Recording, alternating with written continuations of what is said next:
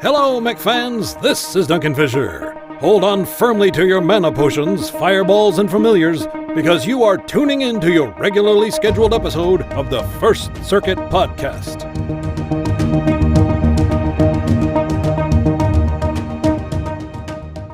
Hello and welcome to episode number 148 of what looks to be another Ian podcast.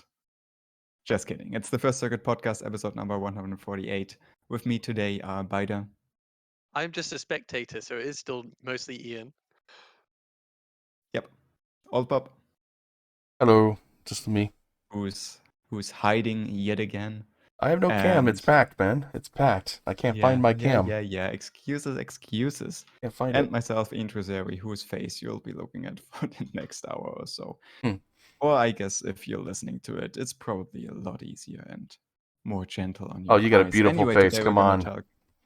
Today we're going to talk about Mechwarrior 5 for the most part. We're going to focus on Mechwarrior 5 this episode, go over some of the Mechwarrior Online stuff next episode. Today we would like to talk more about the big DLC release. We have some more impressions. I have one small topic I completely forgot about last week that's kind of important, close to my heart. And we're going to end it off with some other, just more general Mechwarrior 5 news and things that happened in the broader gaming world that related to Mechwarrior 5. Okay. Sounds like Hey. fun. Well, hopefully it's going to be. Mm. Less fun, though, is going to be the first very small but very important topic, which is HOTA support on Xbox. As you may or may not know, I'm a huge proponent of playing any Mechwarrior title for joystick, or ideally a HOTAS, which is a joystick and the throttle. And apparently the Xbox version of Mechwarrior 5 does not support them at all, which is ridiculous. And it gets even worse that apparently it wasn't made obvious to people who bought the game on Xbox before they bought it. And it was only added in the Xbox description a couple days post-release. So yeah, on release day, one of my Twitter friends just blew up. Yeah. It was like, how the fuck is this even released? I want to play with my HOTAS. And ever since then, everything he posts is, I want to play with my HOTAS, and I completely understand him. Oh, I can understand that too. There's a lot of things in the DLC that actually, was supposed to be there, but it's not there, like infantry, and then also like HOTA support, so that people can play it on different, joysticks that they love to play the game on. Like I know myself, I'm not a big joystick type person. I prefer the keyboard on like 97% of my games.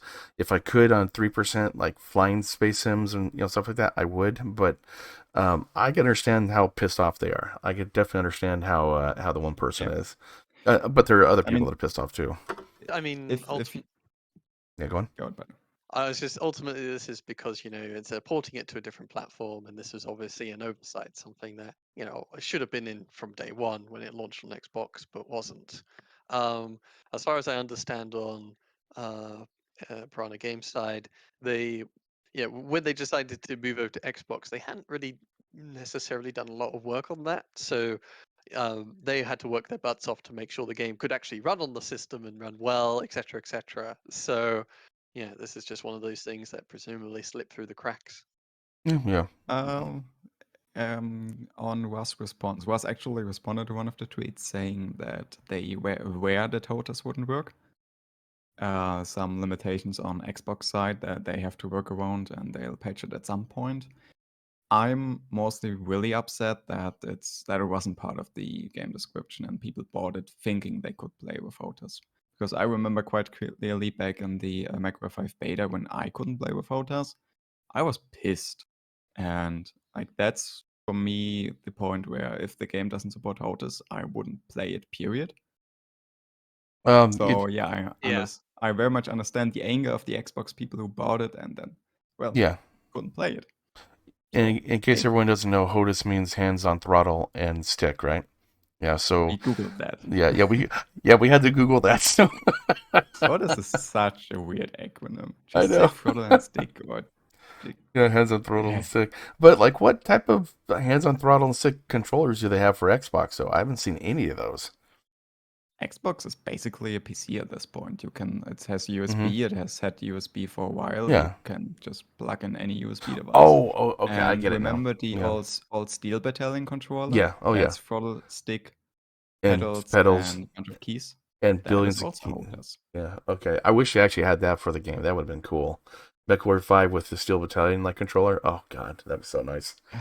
Bob, sorry to burst your bubble. I have it in that wardrobe back there. I had It's it. a terrible, terrible controller. No, it's Really awesome. bad. It's great. I love that thing with all the little buttons and The, everything. You click the them on, and sticks are terrible. the sticks are. Well, I mean, dude, it was built in what 1922. I mean, come on.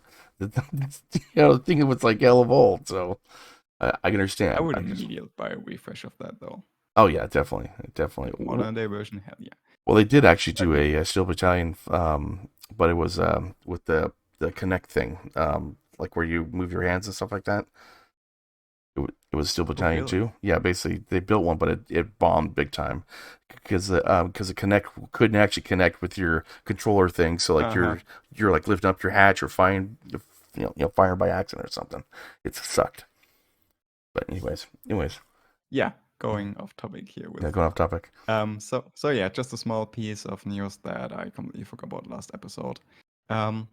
Moving on, we have some more things to say about the DLC, just some general impressions, and I don't know, are you guys interested in talking about the actual hero quests we've got? Yeah, sure. Some more in detail. Yeah. Spoilers, by the way, guys. Spoilers. Yeah, I think I only got 3 of the 8 mechs. Is it 3 of the 8 or 3 of 6? 7. 7? Okay. Yeah, 7. I got the Orion, the Dragon, and the something else. I forgot what it was. Damn, I forgot like what it was. But I got like 3 or 4 of them. I'm not sure. But the hero quest lines are freaking amazing. They're really good. If they had those as a general quest lines, I would just be amazed. I mean, it was like something new the whole time. But of course, they gotta write them all out and everything too. But still, it was really good though. Did a good job on those. Yeah, I agree. The story in general, the story was okay. They had a couple that were really stand out, really well written. A couple other ones that just felt. Well, the lava one. And lava one for I'm not talking about gameplay, just the Okay. story-wise. Some of story-wise. them were too cliche, if you know what I'm saying. Which Certain one? the hour one where Oh, after every mission they just threatened you to kill you because you didn't find their objective on the first mission. well, that's loud for you Just though. the head on the nose, if you know what I'm saying. And like I thought they're really well done as far as the gameplay wise too. Like the lava mission was pretty good. Seeing the Union class drop ships like in the background, stuff like that. I thought that was really cool, and how they got the Starlink tech. And the obviously towards the end it was easy. I killed them really quickly, but it was still cool though. Like getting that Orion was really nice looking though. Really cool mech. Okay, what Bob is referring to is the storyline to get the hero Orion. In general, the hero missions have 3 to 4 missions that are kind of procedural, or at least feel like any other mission, just regular defense, offense missions. And then you have one final mission that's truly a custom built mission that's very special. And yeah, what Bob was talking about was the Orion storyline, which is from House Liao. Basically, spoiler alert for the story, though again, stories are very small. You're supposed to hunt down a cult of Kali fanatic that kind of broke with the original cult and went off to do their own thing.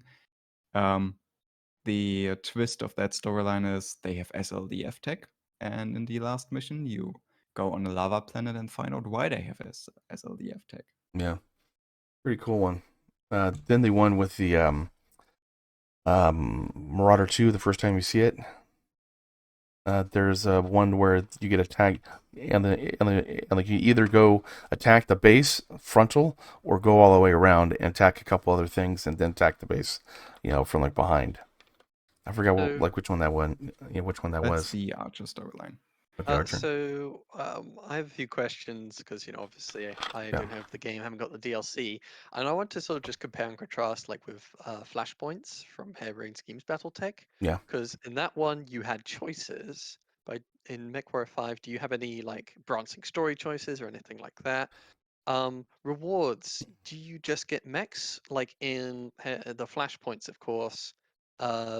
Sometimes depending on your choices, you get different rewards. But the point is, you actually get a whole host of rewards. Yeah. But is it just the mech, or do you get like just regular contract payouts and stuff? Well, let's talk about rewards because that is one of the most underwhelming thing about the whole thing. So for the actual Flashpoint storyline, whatever you want to call it, you get at the end the mech. It's an automatic salvage. Most of the times you fight the mech, so Yeah. you get whatever state the mech was in when you killed it, Mm. and you get an extra 300,000 seabirds on top with, which is absolutely nothing compared to know. what you spend on those missions. True. And then you get Mm. the regular mission payouts, which obviously completely depend on your standing with the faction the hero quest is for. Yeah, generally, like it'll be like a large laser and 10 rounds of like blur ammo or something like that. So like you get kind of crap payouts except for the mech. The only reason why you're doing it is just for the mech itself. The payout, I mean, generally 300,000. That's my repair bill minimum. During these missions. So it's like, I mean, that pays it, I guess. I don't know. Not even close Yeah. on my side, honestly. So yeah, the important part about the mech, you are guaranteed salvage on the mech. Again, in its destroyed state. So it's really important if you go up against those mechs, CT them. This is the one time you actually want to CT those mechs. Because if you shoot off their arms, side torso, whatever, you destroy their components. And most of these mechs have SLDF components that you Yeah. can't otherwise get at that stage of the game. So destroy them with minimal damage. It's kind of funny. In terms of lore, of course, you're destroying the engine by coring them out, whereas legs would probably be the most replaceable part. In my head. Yeah. But yep, call them out. That's about like what you got to do now. I mean, it doesn't matter as long as you keep their weapons intact. Yeah, true. That's the important thing. Yeah, I think one question I also have is you're doing 3 missions. Do they have to be done like back to back, like sometimes in flashpoints, or are you No. allowed to take a break in between? You take a break if you want to. You go to different planets, do different missions, do whatever you want to. Yeah. And then come Can back you to just it. go for like Breaks 5 years and then come back Yeah. later to do Yeah, again. stage 2? Yep. Basically. And for most of these flashpoints, actually have to travel off planet into different planets. And a lot of the final missions are on planets that don't even have any repair capabilities on them. And well, I mean, repair leads into one of the other annoying points, which is the difficulty level. In my opinion, the difficulty of these hero missions is way too high for the rewards you get. The first one I did was the Archer storyline, I think, which obviously gives you an Archer, pretty good one with Yeah. PCM and a bunch of missile slots. It's a really good SR and brawler. However, you get it at a point where you have probably a full lens of assault mechs, or at least super good heavy mechs with all the quirks skilled up on them. So it's always a question of, do you actually use the Archer once you get it? Because you're spending a lot of effort, a lot of time, and a lot of repair costs into finishing those missions, and then you get an Archer, which, whatever, cold storage. It's that Archer's okay. Like I actually went with 4 Serum 4s, 2 Lerm 10s, and then a bunch of medium lasers or small lasers.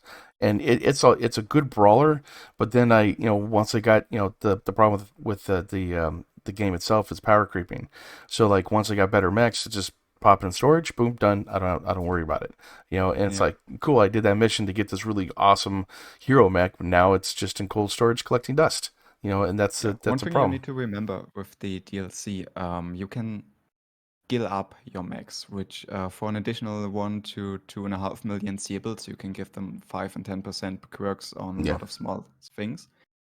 So there's a really good chance by the time you get that Archer, you already have a lance that you like that's skilled up. Yeah. And to use the Archer and make it on par with your existing mechs, you need to spend an additional 2 to 3 million seables and close to 100 days to install the quirks on it. Yeah. Yeah, basically what he's talking about is you do jobs, and with the jobs you get points or reputation or like whatever to get skill or skills for your mechs, I guess, or quirks for your mechs, like plus 5% jumping forward, or plus 5% damage, stuff like that. And that's what he's talking about, which is kind of cool. I like that idea. I like the idea because I make specialized mechs, like say the Raven. I'll pop a bunch of stuff on, but I haven't used it ever since then. But still, it's cool. I have the Raven with all these cool quirks in it, but it just sits in storage, just like the power creep. But still, it's an awesome idea that I do love. Like in my head, I'm thinking a simple analogy is almost like Pokemon. People refer to the game as like Pokemech, but the idea is in Yep. Pokemon, I usually get a team of 4, maybe sometimes 6, but just a solid crew that just do most of the fighting for me, and they get power leveled up because I don't want to just find a rando wild Pokemon and level them up like crazy. And so, what's sort of like in my head, like an analogy is like in Pokemon, of course, if you late game, what they do is they throw you legendaries, high level Pokemon that already are pretty darn strong and have better base stats than the regular Pokemon. So it's worth, finding them, catching them, and adding them to your team, because your team at that point should be pretty hardcore. You need a real good reason to switch them out.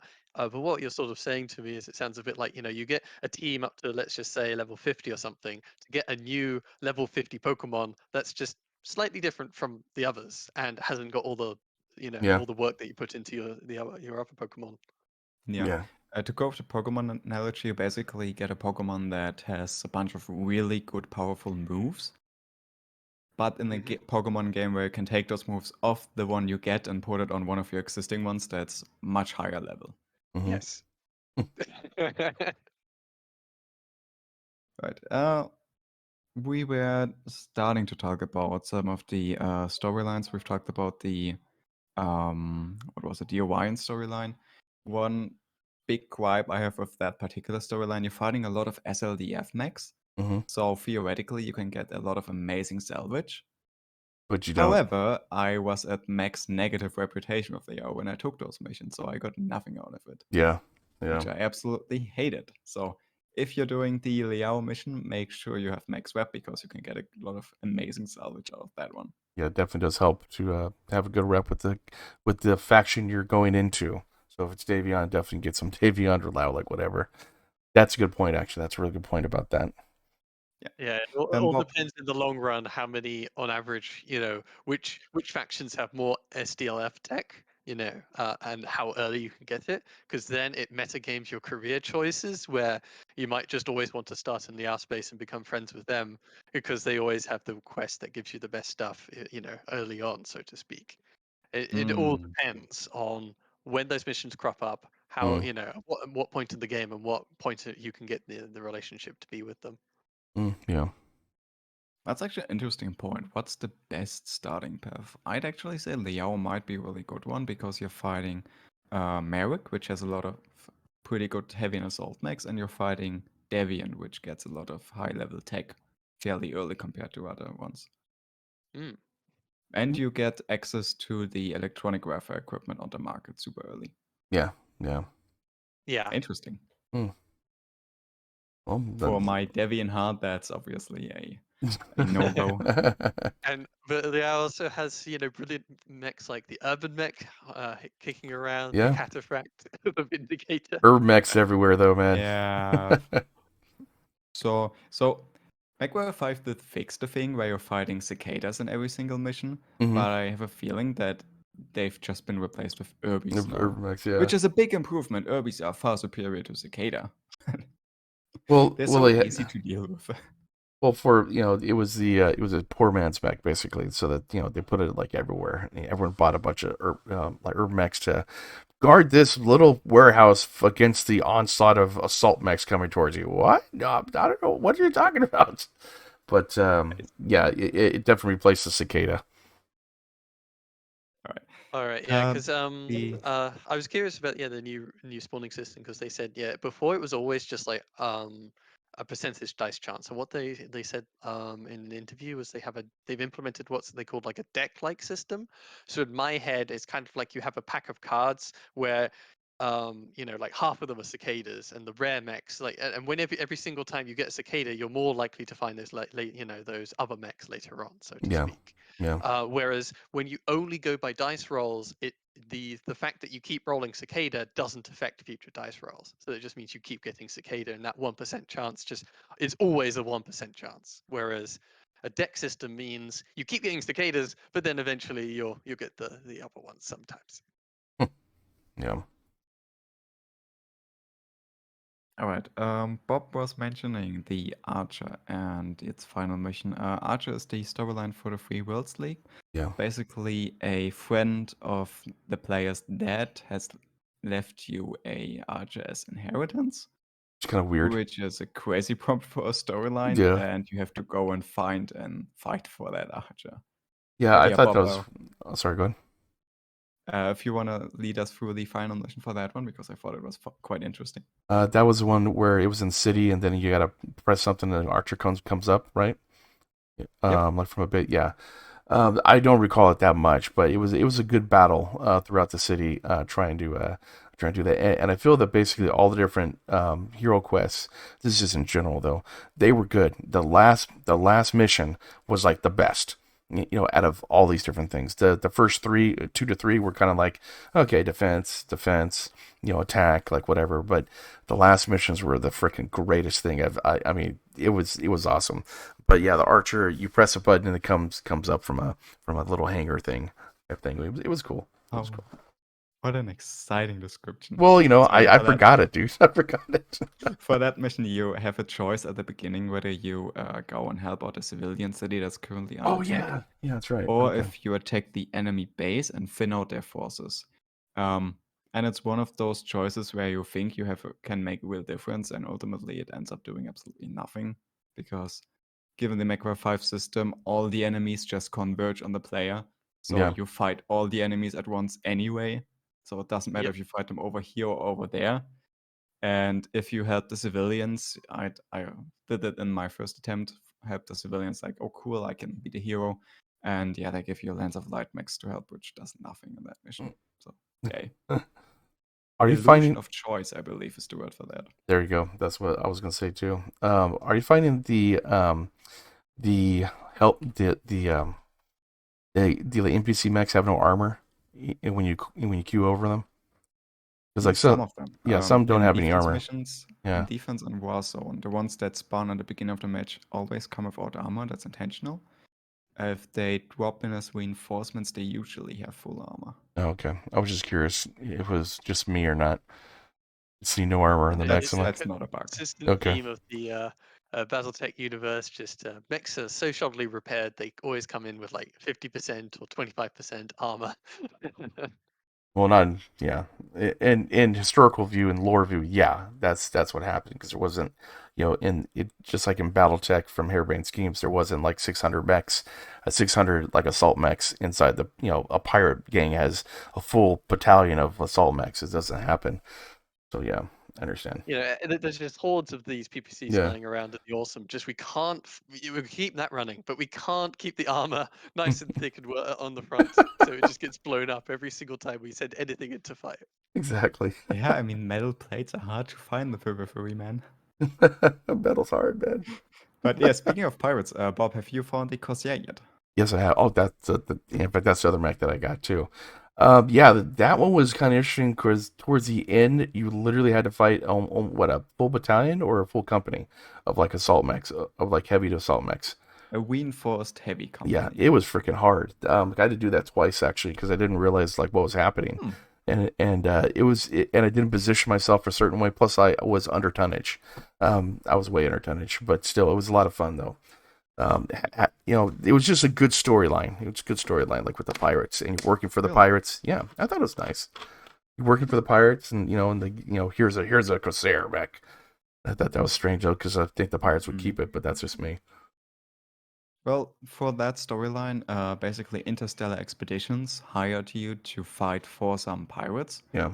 In the sense that the pirates are trying you out to recruit you, and you just blow up some Steiner stuff so the pirates can do pirate things. And I felt like that story lacked an end goal. You just Really? at the final mission, oh, by the way, you're amazing. You're gonna make great pilots. Goodbye. Oh, I'll never see you yeah, again. yeah, true. That, yeah, it does make a point, and also you did make a point too. Interstellar Expeditions, I was despised. So it's like I didn't get really any it's salvage. so hard to get the reputation with the independence up. Yeah. I was like, oh man, I could have got that mech and that mech. It's like, damn it.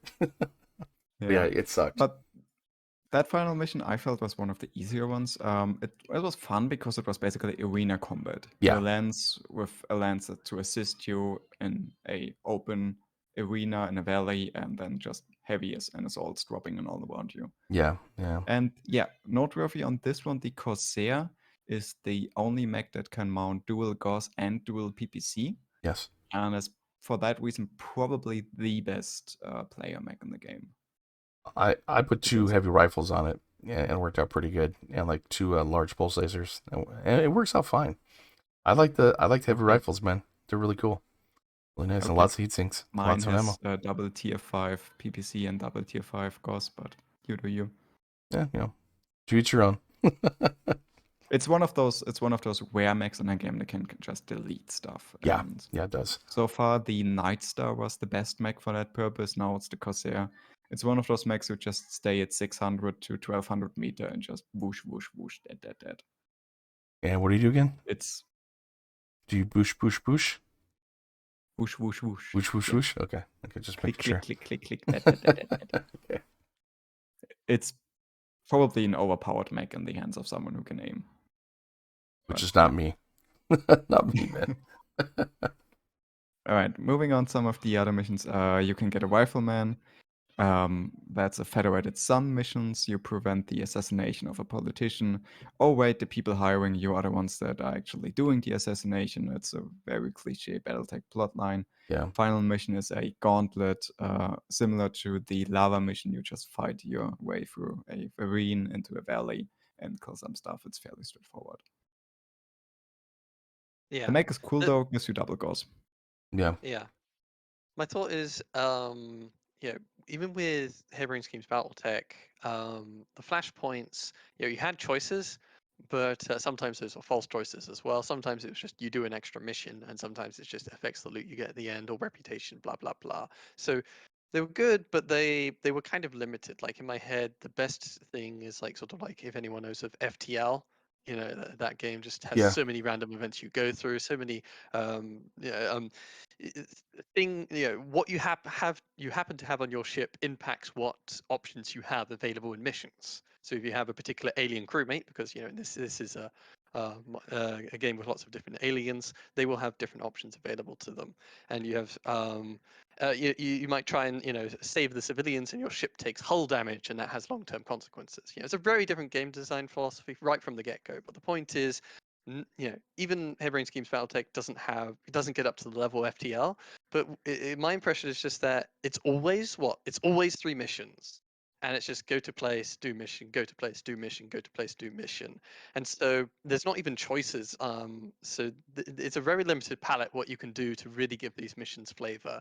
And the most flavor you're getting is just what people say to you about the missions you're taking place. Illusion of choice. Yeah. Yeah, it's a very linear campaign storyline. Love them. Yeah. Okay. Let's speed through these last few mechs and missions. There's a Dragon with Mask, the fastest heavy mech in the game with an AC-20, fairly decent brawler, Yep. which you get from the Kurita storyline.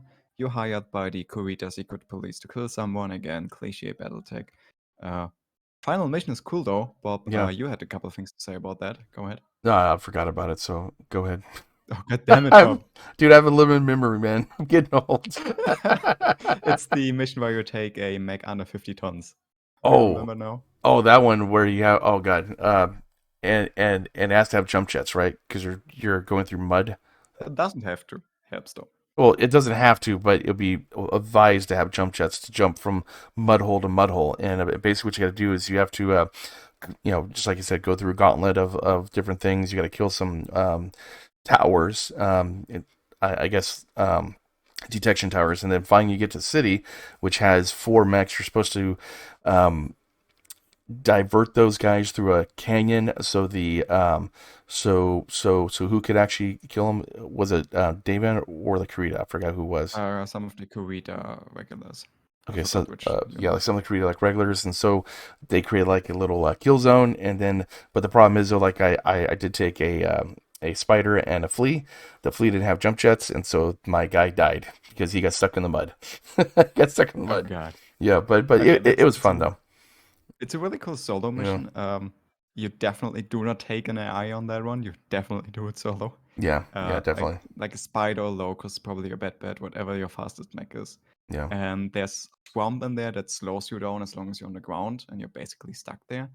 And the absolute beauty of that mission is the final scene when you bait that enemy lance into the canyon, Mm-hmm. and then up on the cliff above you, a lance of assault mechs pops up, Yep. including Marauder 2s. Yeah. That was the first time I saw a Marauder 2 in Mechwarrior 5, and I screeched a bit.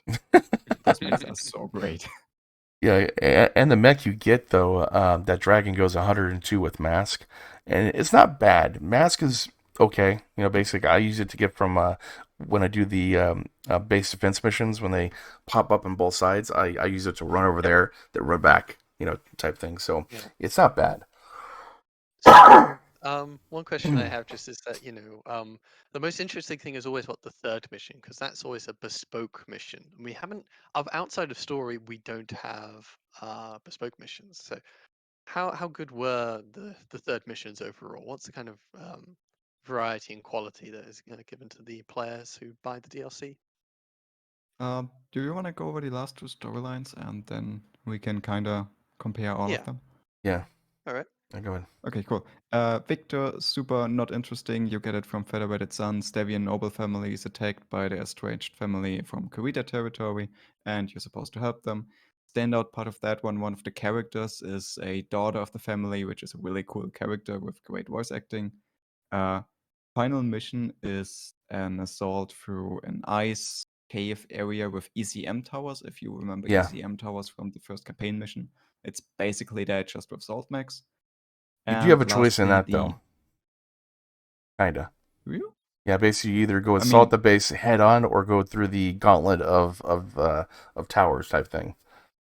That's the yeah, only choice you get, yeah, basically. The first time I went through the yeah. gauntlet towers and they got killed, I'm like, okay, screw this. I'm just going to assault the base. And I assaulted the base, and then I attacked by 4 assault mechs and a horde of helicopters and jets, basically. But it's just better just assault the base. Just screw it. Just go in. just go in and kill them, type Yeah, thing. probably. But yeah.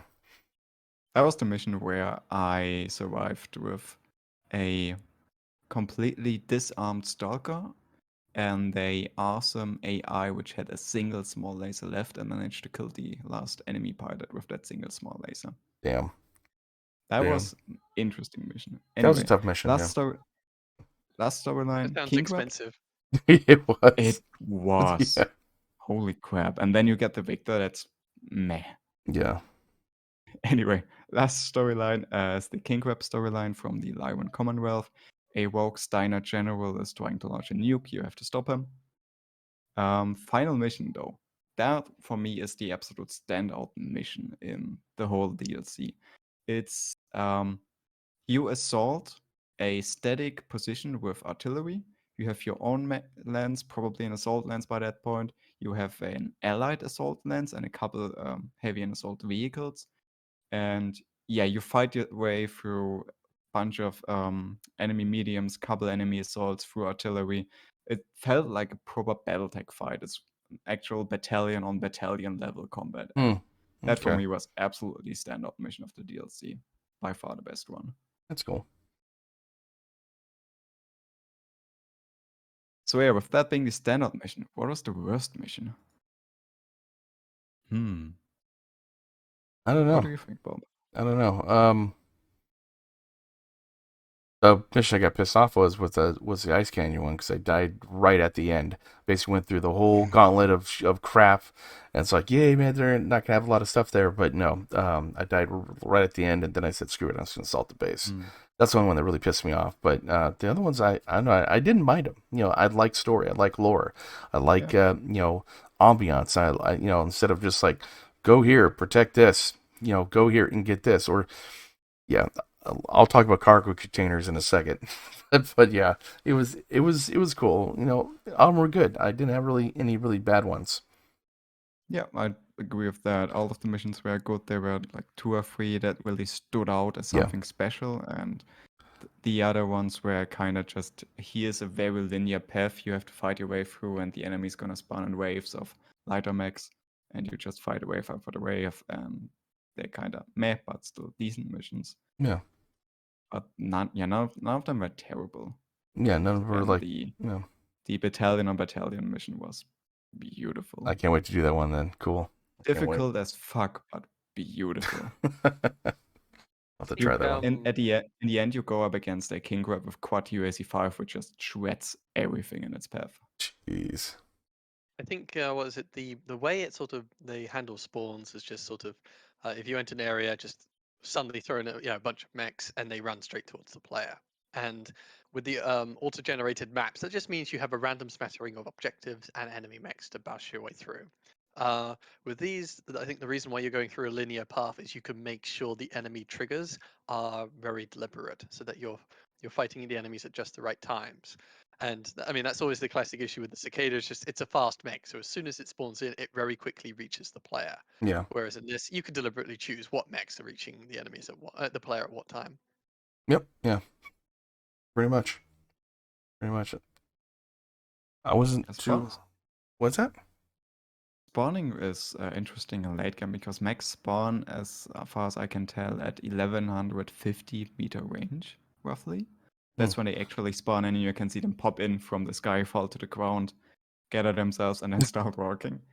And it's interesting because I'm in the PPC Gauss mech, trying to snipe at absolute max range before my AI can take damage, and where enemy no there. I have to get closer before enemy spawn. Or the best part is like there's two things that really piss me off about this game. Is the vehicle that can hit you in a complete blizzard. You have no sensors whatsoever, but they can hit you at 900, no problem at all. But you can't even see them until 400 to 500.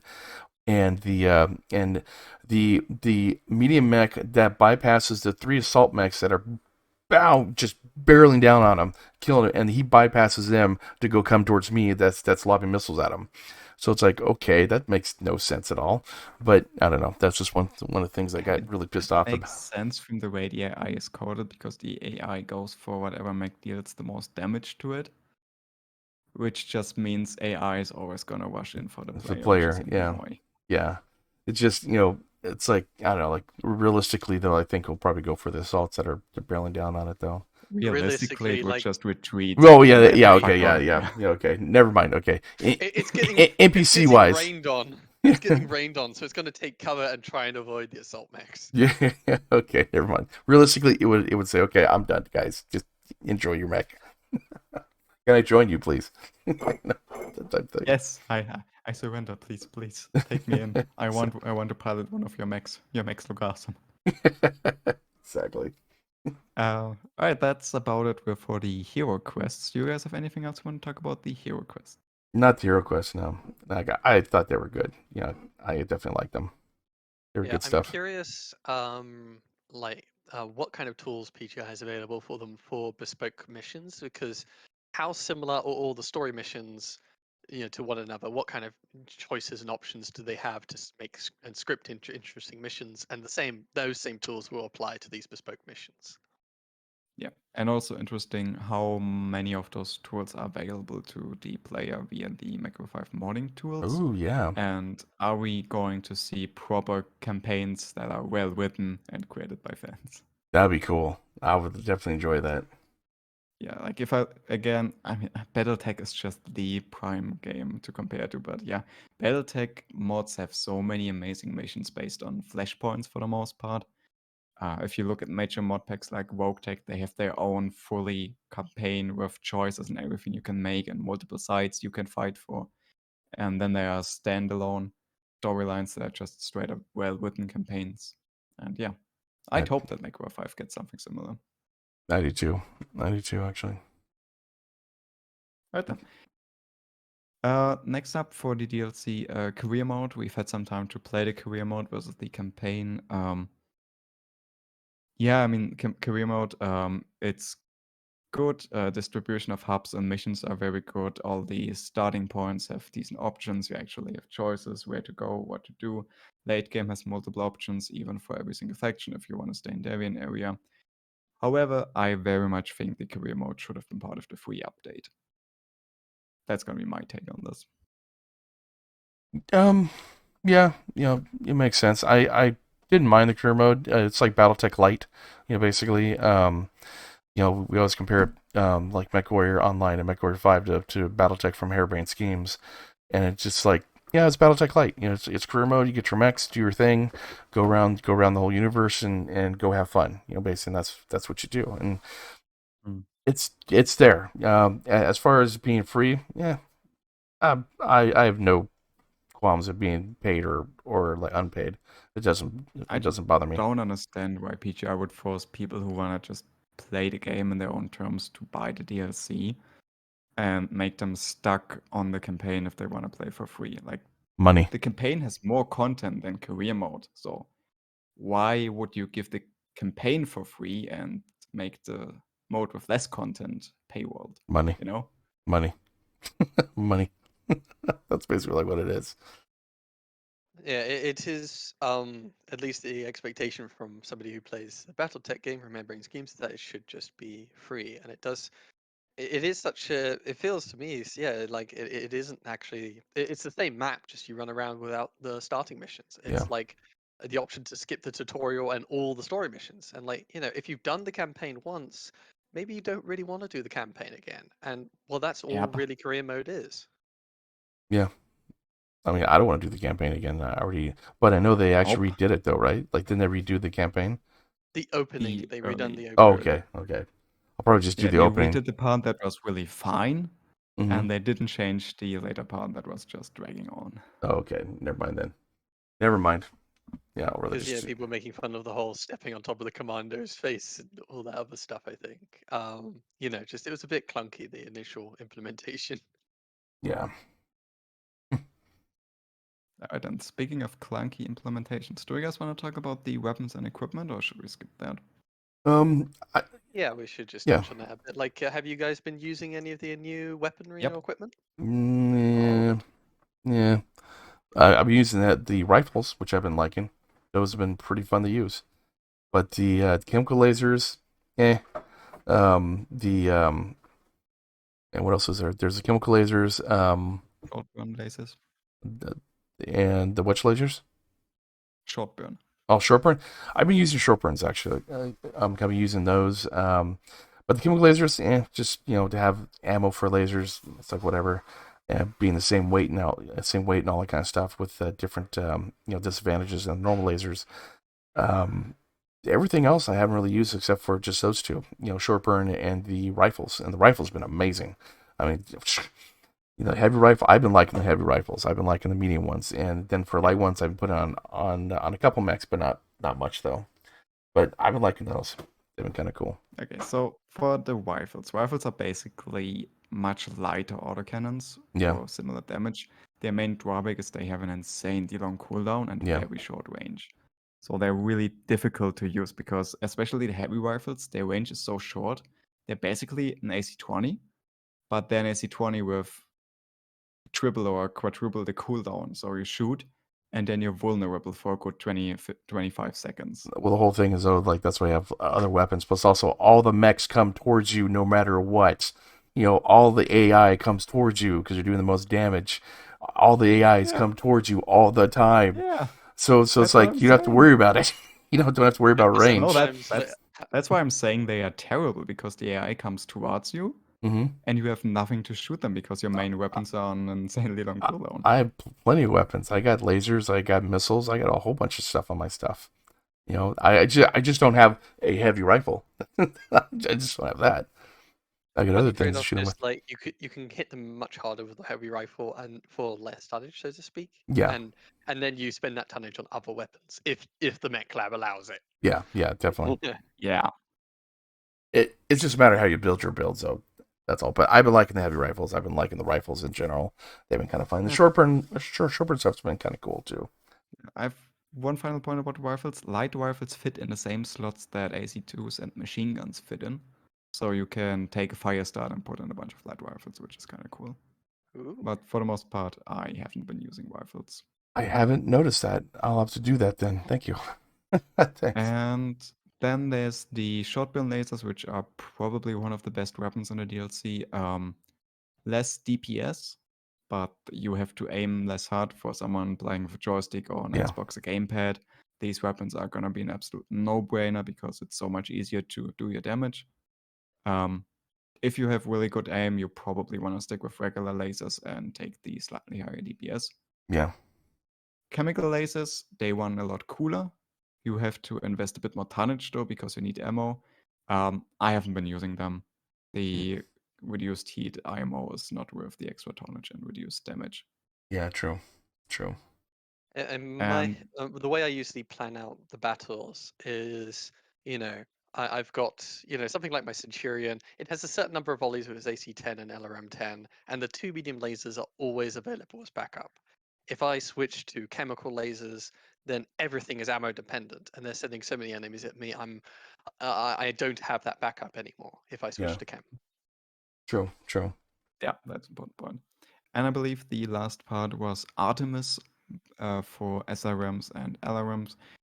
Honestly, my opinion, it's not worth it for LRMs, especially. Just take the stream LRMs. They're still better than Artemis non-stream LRMs in terms of doing damage to the actual components you want to do damage to. So, haven't used Artemis either. Yeah. I Isn't generally don't take it either. Artemis, lore-wise, isn't like Artemis supposed to be a little bit more advanced? As far as what? Yeah, like it's supposed to be some, much more expensive and fancy Yeah. technology. Yeah. Yeah. And at least from a lore perspective, therefore, it should really have a huge benefit. Whereas what we've sort of done with stream LRMs, making them still more effective, is it's kind of feels like it's balanced for a multiplayer game when it's a single player game. Yeah. Yeah. Streamlurms and the Streamlurms are freaking amazing. It just I feel like I'm hitting more damage on these guys. It's so awesome instead of just like a big lump of missiles that I see them all miss. But streams are pretty cool though. So And basically, Artemis is something you should take if you prefer the non-stream weapons and your mech is heavy enough that you can afford the extra tonnage for Yeah. Artemis. But if you like streams, stick with streams, you're gonna do more damage. Yeah. Yep. It's going to be harder finding boxes. Is it Artemis ammo boxes for LRMs or not? Or do you just use regular ammo? Oh, great. So we have to Yep. find the rare ammo as well. Yep. In that sense, quick note, if you buy a rare weapon on the market, that weapon always has ammo on the same planet. Buy the ammo, because you're only gonna find that ammo ever again if you find the weapon on the market again. Yeah. Weapon never comes, the ammo never comes without the weapon, which is bullshit. Well, I mean the Gauss ammo I've been finding like everywhere, but no Gauss rifles like on the planet. But I find Gauss ammo all over the place. Okay. Also, later on, ammo and weapons in general Yeah. become more widely available, but especially early on. Yeah, early on. Especially Artemis is where I noticed it. Or UAC ammo. I think UAC 5 ammo, that was the main thing. I salvaged a UAC 5, and I was not able to buy any UAC ammo until I was able to buy one off the market. Okay. So that sucked. Okay, then we finally have some equipment. By Electronic the way, warfare. for the one person out there who likes stream SRMs, well done. You have it now if you pay money. Yay. Yep. Okay. All right, so I don't know. that's it for weapons. Stream. I just like the big whoosh enemy dead. Yep, that is quite effective. I don't know what the stats are, whether it's really worth it, but it really doesn't seem like it should be behind the paywall. Nope, shouldn't be. And yeah, especially since SRMs are really good at Mechwarrior 5, one of the best weapons to just kill stuff. Yeah. Okay, then moving on to equipment, we have the electronic warfare and their SLDF counterparts. The active probes just give you non-line of sight radar in a 360 and 200 something meter range. It's really good to find those units that spawned inside a building and you can't see, and with BEP you can target them and know where they are. However, so few mechs come with those equipment that, yeah, I would love to take it on all of my mechs. I can't. Yeah, it has to have a slot basically, and anytime you see like a P, like next to the mech's name, I mean it's a Piranha build that actually has sometimes slots and mask or specialized mechs that are in the game, like the Jenner with mask and all that kind of stuff. So Mm. just let you I know. always thought it stood for pirate, but piranha also makes sense. Yeah, P is the ones I always look for. They have something special about them. Yeah, Some type so of keep in mind, still check the variants for the most part. There might be variants that are more efficient with way better weapon slots and way more weapon slots, and usually I just end up taking the non-ECM and non-B Galactic Probe Max because they're just better, especially for AI. Yeah. And speaking of ECM doesn't really do a whole lot, it just makes the enemy hit you less. That's all it does. That kind of sucks. I was kind of hoping it did some, something basically, something more than that. Being ECM, If you you could go sneak up around. against ECM, your HUD is jammed and it's a bit harder to aim. But if you know where the center of your monitor is, you can still aim perfectly fine. And the range is so short, it really doesn't do a whole lot. Yeah. Yeah, there's not much going on with sort of playing around with the AI or psychology. Really, it's not too many avenues for being sneaky. I don't think. So it's mainly just Mechwarrior 5 is about being swarmed by bees, Yeah. and Yeah. ECM means the bee swarm is slightly less stingy. Yeah. Yeah. Yep. Yep. They're Yeah. Pretty gonna. much. Well, you have two types of bees. You have the bees that are just gonna sting you, and those are gonna hit you less often. So you're gonna have less stings. But then there are also different kind of bees that just, I don't know, vomit on you from a distance, and those are gonna be completely unaffected. Okay. Okay. So I don't follow. okay, that AC5 tank Bob was talking about earlier that can hit you from 1,000 meter in Yeah. any kind of blizzard where you can't see or target it. Yep. That one is still gonna be able to hit you from 1,000 meters, Yeah. even though its range should be like 600-ish. Well, it was shooting something else, but in general though, they could shoot me through like blizzards and fogs and snow avalanches, like whatever. Yeah, but I can't target them. It's like, okay, well, that's kind of crappy. Yeah, you're getting pinged, you're getting damaged, you're getting hit from the back, and you're like, yeah, I know there's that scorpion somewhere out there. I have no idea where it is, and I'm not gonna hunt it down. Yeah, exactly. Or Right, cargo. and then lastly, we have the supercharger and mask. Um, Other different in Mechwarrior Online, it doesn't give you straight up mobility quirks. It just gives you acceleration, deceleration, and max movement speed. Mhm. It's definitely a reposition tool. What Bob said earlier about using it in defense mission to go from one side of the defense to the other side of the defense, that's gonna be its main use. It's really good. It gives you a straight up 50% boost to max movement speed, so you can move really fast. Especially the Dragon and the Zeus, the Skokomish are one of the two best mechs with it. It's nice to have. Yeah. But Yeah. now, again, you have to find a mech that can actually take it. And I've only found, again, the Dragon and the Zeus that are actually decent with it. Everything else is so limited in weapon hardpoints. Like there's a Grasshopper that has the Supercharger Mark 7, but it only got 5 medium lasers. And you can't put in anything bigger. So, Yeah. Yeah. Yeah. It sucks. equipment, great. Micro 5 customization, still garbage. All we need is a charger with a supercharger. Like you take out some of those small lasers to fit the supercharger in. Well, It would be even more awesome. if you only actually had hand-to-hand combat like in this game, then the charger would be actually worth it. Especially with the small lasers, just come up and wham, do that kind of thing. But they don't. The screen shake upon melee is cool though. If you run into a different mech, you're gonna shake like crazy, but I don't think it deals a lot of damage. No, I don't think it does. Mm. They bring up the charger. Yeah, how are your impressions on the new mechs? Every time I see the charger, I ignore it, and then I concentrate on other things. Basically, it's Yep. like, yeah, it's like don't worry about that guy. Let's kill the other assault mech that's there. I mean, the charger's Oh crap. Oh no, there's a fire starter. A real threat. has turned up. Exactly. Or a locust. Fuck It that locust, man. truly is. Especially Firestar has machine guns. Those are so much more scary than small lasers. Yeah, and I terrifying. know. Yeah, but generally though, the charger I just ignore and make him last The 5 small lasers, yeah, it's cool and everything. If you know how to use it, but the AI doesn't know how to use them, so it's like, okay, whatever. I don't worry about that guy. Keep in mind there are multiple charges. Yeah. One of them is actually a decent assault mech that comes with an AC-20 and a bunch of support weapons.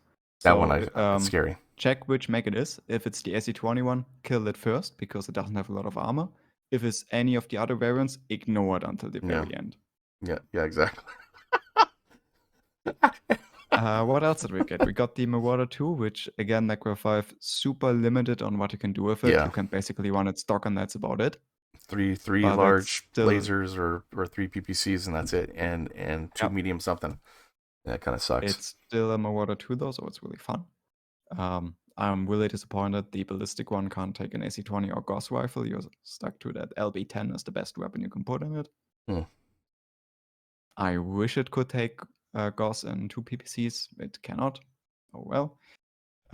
We got the Corsair, which I've only found the hero of, which is again one of the best mechs in the game. Yeah. What else did we get? Hatamoto Chi. Never seen it yet. I haven't found it yet. Yeah. Timeline. It's like the Mauler. It's one of those mechs that's gonna spawn at the very end of your career. Yes. I've been noticing Mahler like on the markets right now though, but I'm in 30, 44 or something like that. So it just all think depends. Yeah, Yeah. once you get to about 30, 50, you're gonna see them. Yeah. The Vulcan. Eh. Yeah, Super it's annoying. terrible hard points. Yeah. Yeah. Super annoying. Yep. Yeah. It's I believe there's a machine gun variant of the Vulcan. Not sure. Probably like 2 Well, machine guns or 3. Yes. Yeah, that one is pretty scary. Again, late game you're gonna ignore it for the most part because it's such a light mech, but it's just gonna run around you, shoot your back, and eventually quit out your expensive double heatsinks. So Yeah. make Yeah. sure to kill anything with machine guns. The Champion. I've seen it. Decent Yeah. mech. Yeah. One of the good things about it, it doesn't have weapons in its arms. It's a really good AI mech. Just plump in some of your cheaper weapons, give it to an AI. It's gonna lose its arm every mission like any other mech, but hey, at least you're not paying a lot. Mm-hmm. The Dervish. Oh. How can I forget about the Dervish? There's one Dervish that basically makes the whole trebuchet chassis obsolete. That comes with 2 large missile slots in the side torso, and you can run it with like double LRM-15 and a couple medium lasers and jump jets, and it's basically a trebuchet with better weapons, better armor, better mobility, jump jets, more ammo. Yeah. So basically, 5 don't times salvage a trebuchet if you have a Dervish. heavy.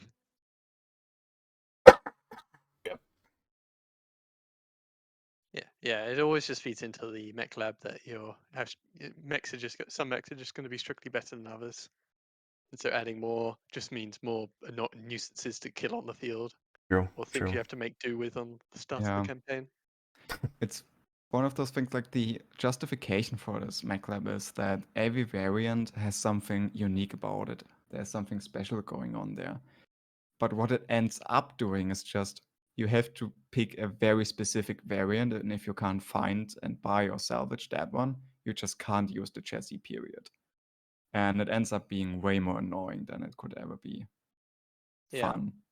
My head, like the answer is obviously stuff like quirks, like even Harebrained Schemes Battletech. The newer mechs they put in, they added extra pieces of equipment to give them something unique. Yeah. And so even if you do salvage something like the Charger with 5 small lasers, it would have some quirk or piece of equipment in there that gives it something unique and distinct to give you a reason to actually pilot it. Yeah. I mean, one of the good things about the Charger with 5 small lasers, though, if you send a torso it, it's very cheap on the salvage chest because it has nothing left. Its value is Yes. completely in the engine. And then you can repair it and sell it for a profit. Hmm. Yay! Yeah. That's one of the times you do want to core it because, engine's the most expensive part. Yeah, I mean, salvage still holds true even with the update that you get 50% more salvage shares compared to pre-update. It's still, if you want a mech, you have to shoot off its main weapons before you kill it, so you can actually pick it with what the salvage shares you have. And Um, for the most part, it's still better to just do it for the money and buy stuff.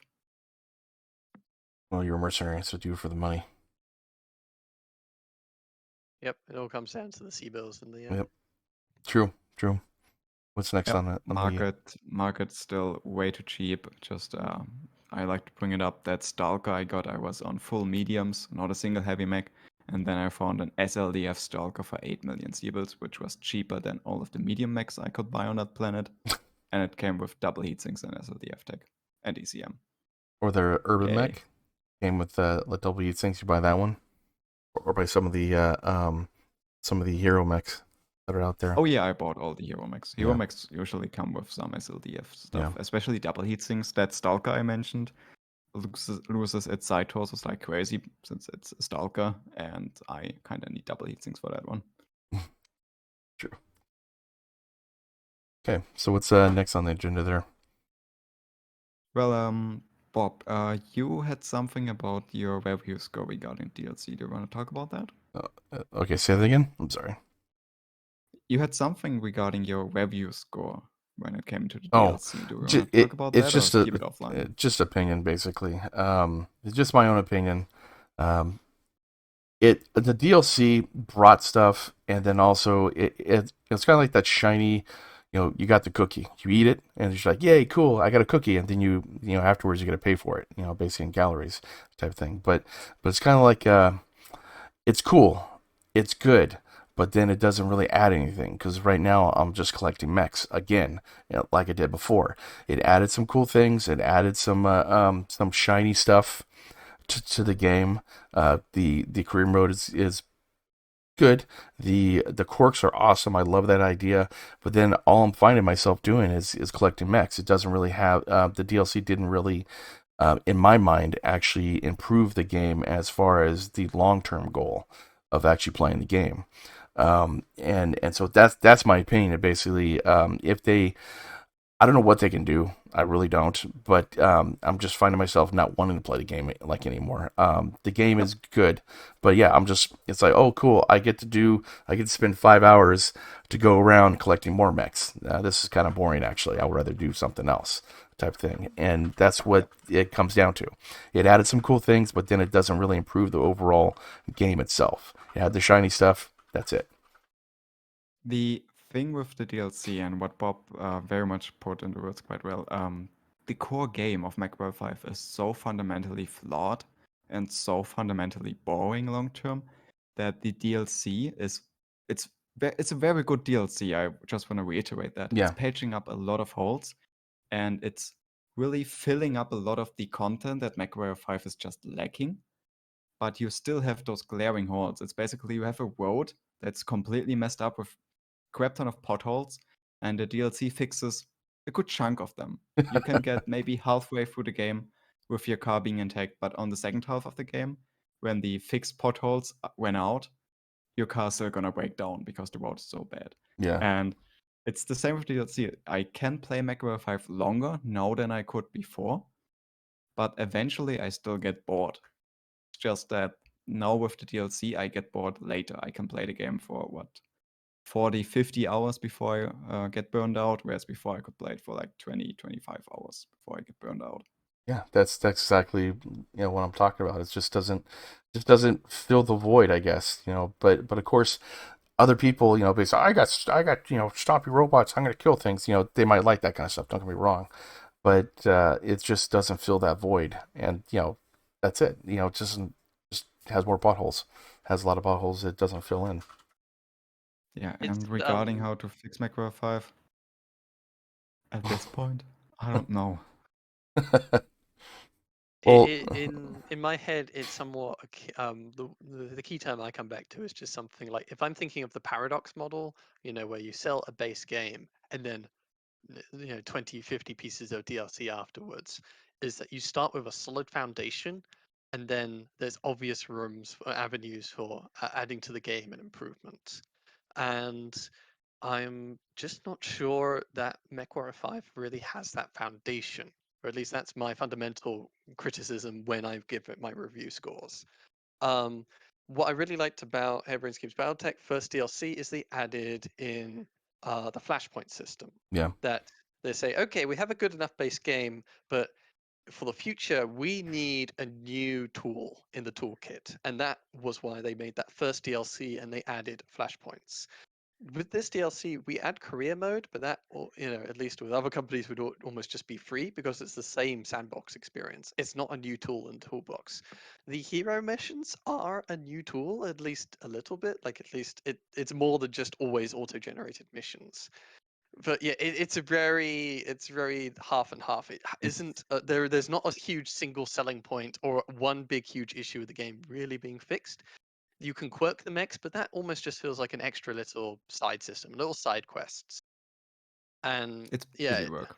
Yeah. yeah, it's busy work, Well, like which is I've, more of what the game already had. the only thing I find myself doing is actually just doing the quest missions that are out there that pop up. And once I'm done with the hero missions, once I get all the mechs, I'm like, okay, well that DLC's done. Like, okay, cool, I got the mechs. Some of them I'm never gonna use because they're crap mechs. Yep. And so like the only thing I find myself doing just the quest missions, or stuff like that, because all the other missions are boring because they're the same exact thing. It didn't really Hey, Bob. fill in the void. Yeah, go ahead. Do you ever get collector's anxiety? I want to. Well, like when I need That's money. that's basically my thing about Mario 5. Like, I can't stop playing it because then I get like, but there's this I can still do, and there's that Yeah. I still want to do. I kind of want 100% the game, but it's just so grindy and boring to get through those final few percent. Yeah. Yeah, like at this point, I have the Assault Max I like, except for the Night Star. I haven't seen any Night Stars. I don't even know if you can get it in career mode. Mm-hmm. I have my tier 5 weapons on the max that I personally play. Never gonna give the AI tier 5 weapons. Yeah. Shut up, AI pilot, you're not getting my good stuff. I have the quirks I care about. What else is there left to do? Yeah. Like, I'm not gonna 100% collect all the mechs. That was No. my goal. But then That was my goal, but no. I got to the point now where like, yeah, I'm not gonna do that now. Especially the game now has a proper Pokédex. It actually has a Pokédex built in. Yes. But I just can't be bothered to fill it up. Yeah. Here's a silly idea. Like, if you get 75% of the mechs for a faction's Pokedex, then you can go to the faction capital and fight the faction boss. And once you've filled out most of the Pokedex, you then face down the Elite Four on Terra. This is the I'd clans, play man. that mode. Yeah. Just copy Pokemon, sure. It's Yeah. already Pokemon, just copy it even more. I mean, I have to say though, like they did really good on the news. Like I've been reading the news, I've been reading the lore, Oh, yes. that kind of stuff. They did a good job on the lore, and I'm highly impressed with that. I was kind of happy, like reading some stuff. It's like, okay, this is on the market, so I'm gonna start looking for it, type thing, or this happened here, blah blah blah, type thing. I thought it was really cool. I thought Yeah, Mechwarrior 5 is a great showcase what can happen when we have a lot of very talented people working on a game. But in the general oversight and general game direction department, you are lacking. yeah, That's yeah. what happened with Mechwarrior 5. If you look at some of the detailed systems, like the Cantina system is amazing, the Pokédex system is really good, most of the quests are really good, the news are absolutely amazing, the map works great now, the whole travel sequences, the animations are great, the looks are great, but it's just somewhere where all these parts come together, there's something missing from the game. Overall, It basically, feels like they always took the middle of the road decision, so that to make sure everything fit together, but it wasn't all designed with every other part fully in mind. And so all the individual parts work pretty well. It's just doesn't it doesn't produce a good gameplay loop. It does produce a loop. It's just it doesn't feel like it was all really planned out. a grindy loop. That's what it does. A grindy loop, big time. Yeah, it's easy enough to make grind, but obviously the point of making a game is to try and make a fun loop, much more so than grind. If you can make it feel worthwhile, but that's the thing. If everyone just makes some basic systems and goes middle of the road, you in the end just have something like Mechwarrior 5, where it's like, yeah, this does resemble a game. It's just it's like a game made by an AI. Like, it doesn't really understand the Mm. concept of fun. It's just sort of, Yep. these are the things that I've seen in all these other games. I'll just put them in. So yeah, people do have grind. People do like, enjoying permanent loss of equipment and permadeath and things like that. But putting them all together, it makes this weird soup. Yeah, but you brought up something good with the whole loops and grind thing. There are two ways really to make grind worthwhile in games. Either the grind itself is really fun, Hmm. or you get something really worthwhile at the end of your grind. And Mechwarrior 5 is clearly trying to make the grind fun with good gameplay and stuff like that, Hmm. but it's just not enough. It's failing at that. So, in terms of how to fix Mechwarrior 5, maybe they have to take a look at the second round and see what they can give the players engaging and worthwhile rewards at the end of it. Maybe, yeah. Like All some depends. kind of late game campaign storyline that you have to work your way towards. Like, it just, my critiques of the game is just that, you go down to the mission, you're swarmed by bees, and then you go back to the management system layer, and it tells you, all right, you have to spend a whole bunch of money, and you have to fiddle with the mech lab again to replace all the damaged equipment, just so you can get swamped with bees again. And it's the game constantly swatting at you, and games do need to swat at you. You do need some adversity, but it's always adversity, and it's not really. There's not that huge huzzah moments, huge victory moments, other than just when you escape with your mechs barely alive. But then you have a huge repair cost, so yeah. Yeah, I've been watching a bunch of streamers stream the game, and it is, basically brought up a good point.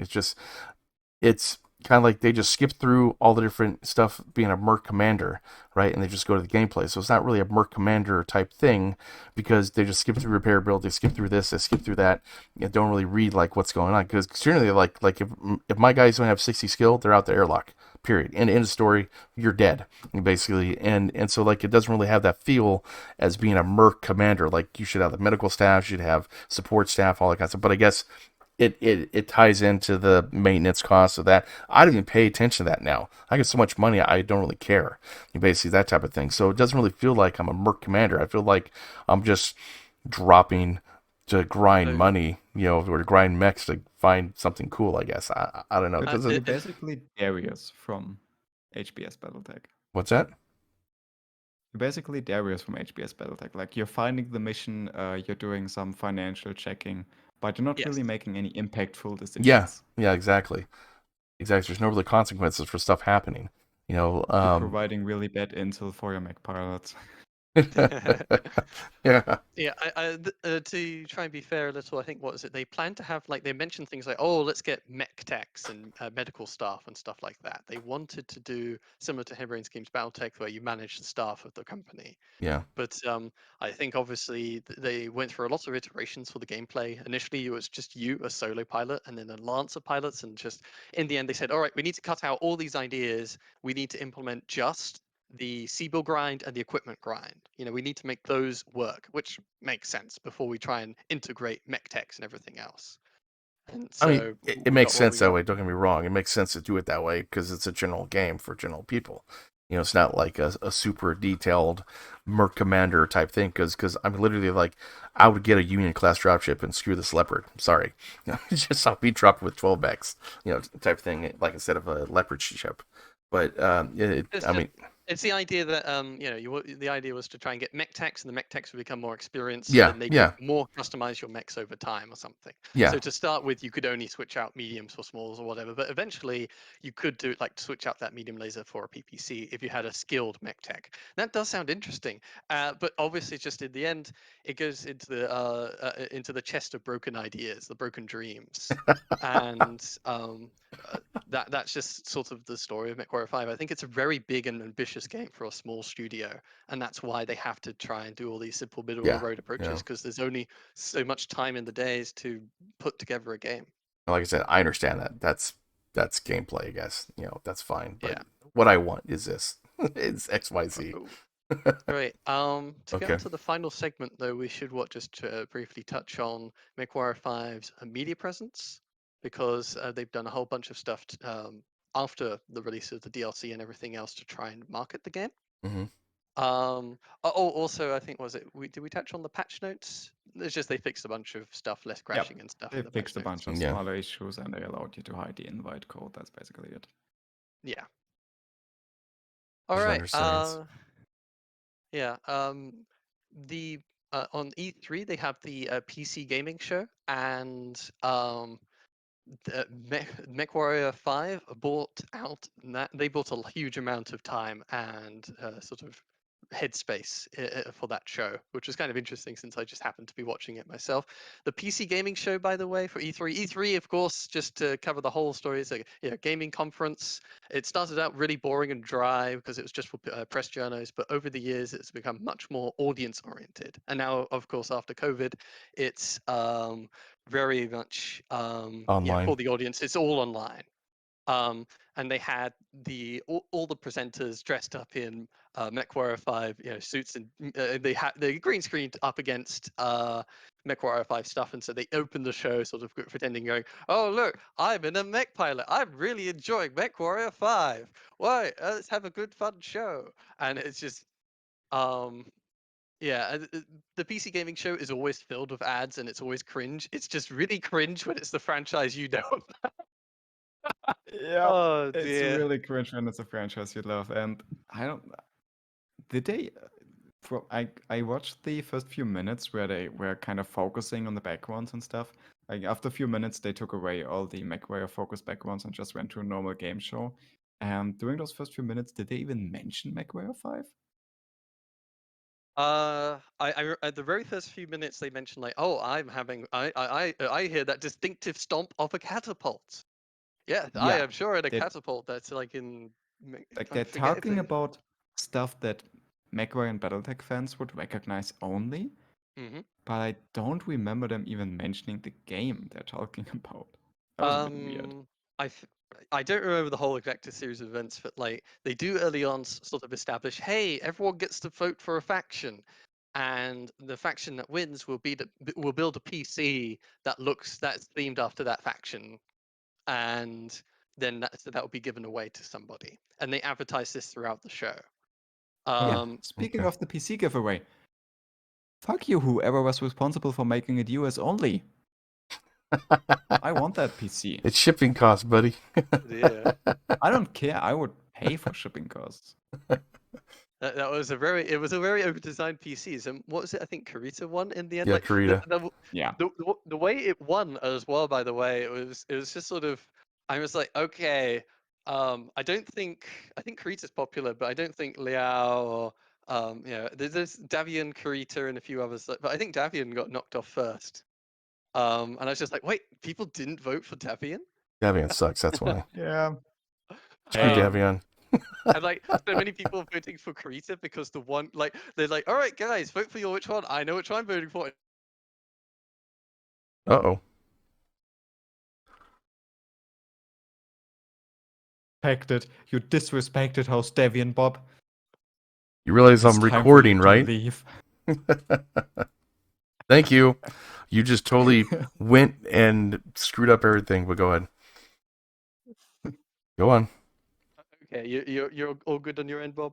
Yeah, in fact, I'm good. All right. Test. Yeah, okay. Yeah, I'm Yeah. good. So the presenter guy's just like, all right, everyone vote for your thing. Anyway, I'm rooting for Karita. Sucks. Let me just again.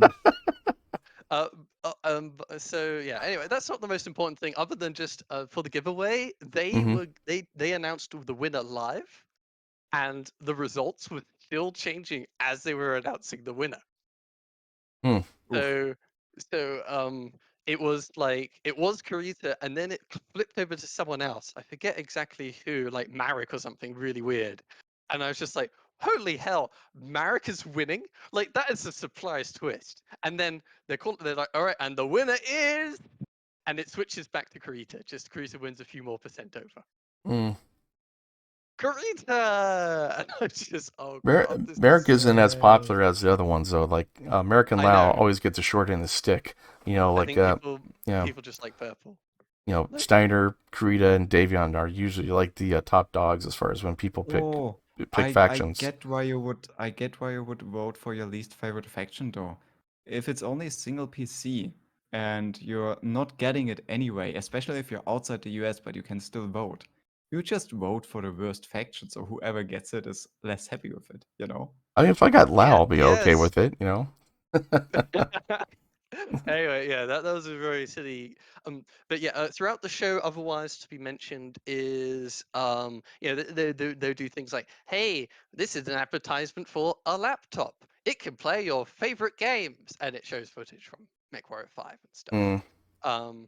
So yeah, just throughout the thing, they're sort of mentioning or showing off MechWarrior 5, and it's just kind of like, all right, well, this is where the advertising budget's gone.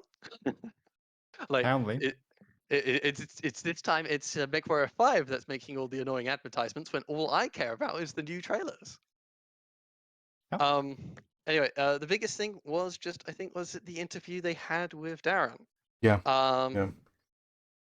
Which is, oh god, like in E3, the interviews are also one of my least favorite parts as well, because you just don't really know the people, and it's just they're so slow, just talking about, so tell me about your game.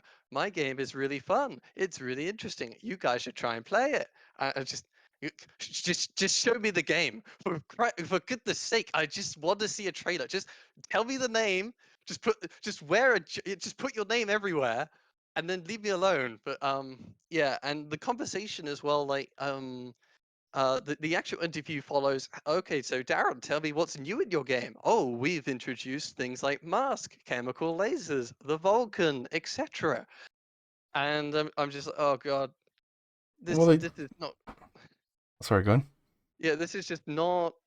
This is not my favorite format, to be fair. But I'm just like, okay, if you're a MechWarrior 5 fan, you would already know this, more or less. You're trying to And get this Yes. would the, mean something to you.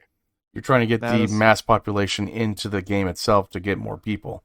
You know, basically, like, we all know this kind of stuff, and you know, we've been playing it, and everyone who pretty much bought the game, well, I mean, just the people who know about BattleTech know about it as well. It's like, well, okay, but you're trying to get people hyped that don't have the game to come into the game, to get into the universe, to get into MechWarrior 5 or MechWarrior Online. Yeah, you and want. that's the worst part about this. Like, they bought 5 minutes. 5 minutes are a lot. Yeah, If you just want to pitch a game, basically.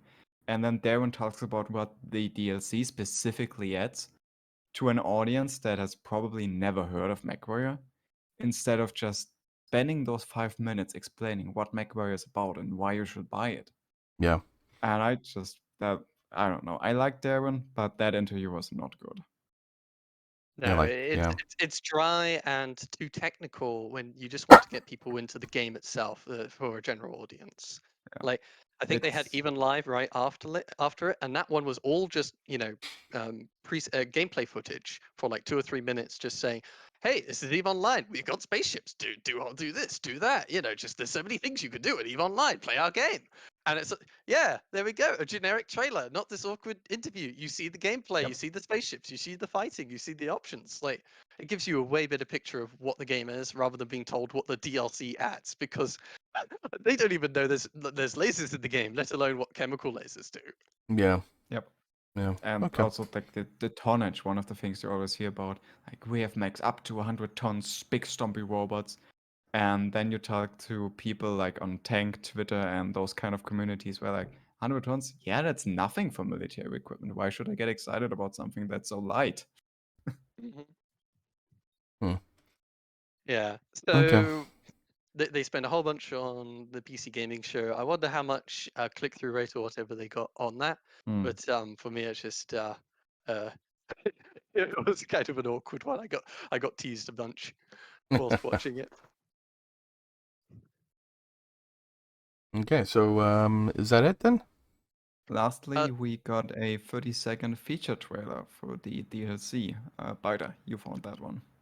Yeah. Yep. Well, there's a whole bunch of things, but yeah, new features trailer. This is just footage of mech shooting at each other, saying, "By the way, there's DLC out." Yeah.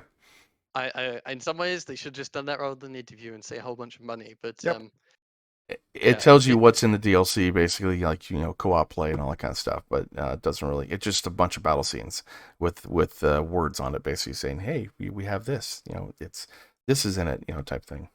That's pretty much all it is. Information overload. I don't even really notice the text. It's just like, oh, there's a lot of fighting going on, and the fighting's the same fighting as always.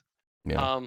Yeah, we also they got Sean Lang to do an explanation video, like top 10 new features of the DLC, Mm-hmm. because he did like top 10 features of just Mechwarrior 5 or something like that. And yeah, I much prefer this format. It's very akin to what we talked about before, just somebody sitting down and just talking to you about what's actually been put in the game and just clicking through the menus and explaining it.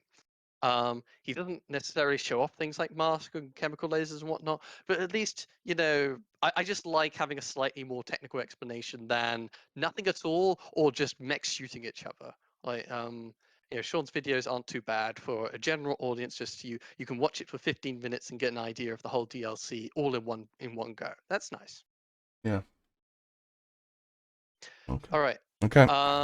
Lastly is just to be mentioned, was it, I think Sean on No Guts, No Gallantry interviewed David Forsey, senior game designer who were a technical designer for all the proc gen stuff in MechWarrior 5. Um, it's a bit rather long-winded, but I should at least mention that it was an interesting listen nonetheless, more or less. He talked about his own issues of dealing with cancer and things, and all the compromises you have to make when putting together a video game. And it just gives you an insight into the personalities behind MechWarrior 5 and then why they built the game the way they did. Yeah, I gotta leave all the links down below, by the way, too. Mm-hmm. But yeah, so that more or less covers it for MechWarrior 5. We got a good chance to play out the DLC, and it's okay.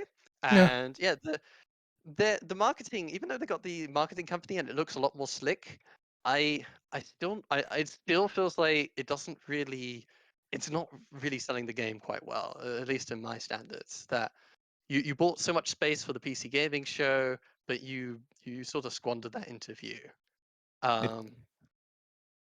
It Yeah. really comes back to one of the things BrioS said a long time ago, that all of the Mechwarrior 5 marketing, in his opinion, should be directed toward the mech dads.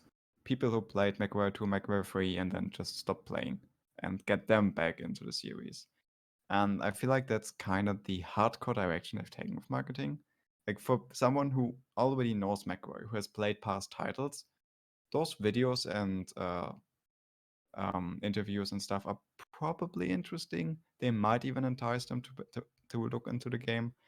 But again, if you buy a slot at E3 for the general PC gaming audience, you really shouldn't waste your money by trying to get this very small subsection of your audience. You should make something that appeals to all of them.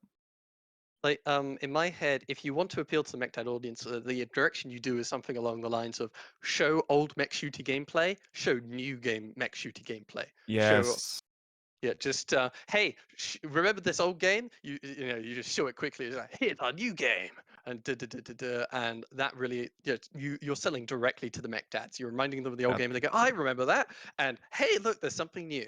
That would be very directed to the mech dads. The other direction they went for is the whole jump inside thing, which is somewhat very much like emphasizing the cockpit view and being stuck in the middle of the fight.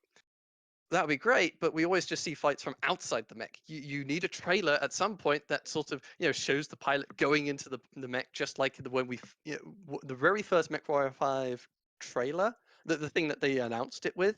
They show you getting into like the Shadow Hawk and fighting a Raven all back in that time. That's the same kind of thing, just to show you getting into your mech and blowing up some stuff. Just to sell the narrative of jump inside, jump in and have fun. But these trailers are always just sort of a bit too. They're just explosions. And if you know about explosions, you should really just look at like Battlefield's newer trailers, because I think they have you beat for explosions. Yeah. and I'd have and anyone all that. beat. I mean, screw the new Battlefield trailer probably has them beat for features and gimmicks as well. Mhm. Yeah. They have some cool stuff in there. It's gonna be a terrible game, but a cool trailer. Yes. Yeah. I want to Okay. jump out my dropship fire a rocket launcher, destroy Oh the other God. dropship, and then get back God, inside. that's so. Oh God, that was just dumb. It's like, please, It was man. a beautiful moment. That's an historic PC gamer moment, and they put in an actual trailer. That was amazing. No, man. I Sorry, loved that idea. you're not gonna like jump back in your cockpit. It's not happening. Yes, No, Oh, you're not. Yes, you're No. gonna do that in Battlefield. You're No. 100% gonna do that. No, sorry. There are people who specialize on that. The thing is, that is something you do in the games itself. It's That's like if your cringy. vehicle's just about to blow up, you will jump out and blow up the other guy. This isn't G.I. Joe from the cartoons, man. Like where the Cobra jumps out just in the nick of time and parachutes out. No, I'm sorry. No, you can't jump out of your cockpit, let alone have a freaking bazooka like inside your cockpit of a jet fighter and then pop Yes, you it. can, but No, it's you can't. Battlefield. Oh, come on.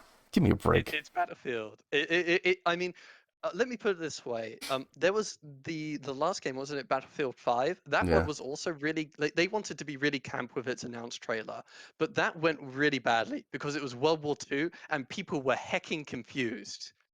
Very, very confusing because it's like, oh, it's World War II, but this guy's like got a katana and this other person is beating Germans up with a baseball bat and people just sprawling over the place. It's like, what's going on with that historical accuracy? Whereas Battlefield, with this game, they're upfront to just, yeah, it's the future, it's sci-fi, it just jumps out of things. Being in the future doesn't mean you could jump out of a plane and then jump and then basically like glide back into your plane, which is swirling to the earth. I'm sorry.